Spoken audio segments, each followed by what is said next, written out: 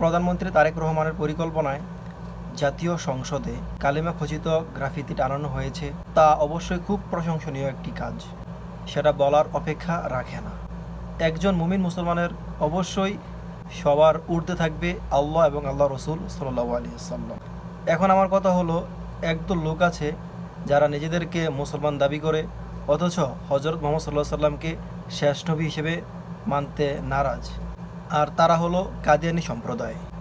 এদেশের তাওহীদি জনতা, আলেম ওলামা এদেশের বিভিন্ন সময়ের বিভিন্ন সরকারের কাছে দাবি পেশ করেছে এই কাদিয়ানীদেরকে যেন অমুসলমান হিসেবে ঘোষণা দেওয়া হয়, কিন্তু কেউ তা দেয়নি।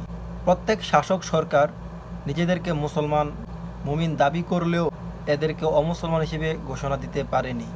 আমাদের দাবি, তাদেরকে মারতে হবে না, কাটতে হবে না, শুধু রাষ্ট্রীয়ভাবে যেন ঘোষণা করা হয় এরা মুসলমান নয়, এরা অমুসলিম।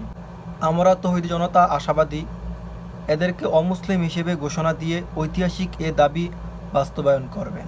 সকলের সুস্বাস্থ্য কামনা করে এখানে শেষ করছি। আসসালামু আলাইকুম ওয়া রাহমাতুল্লাহ।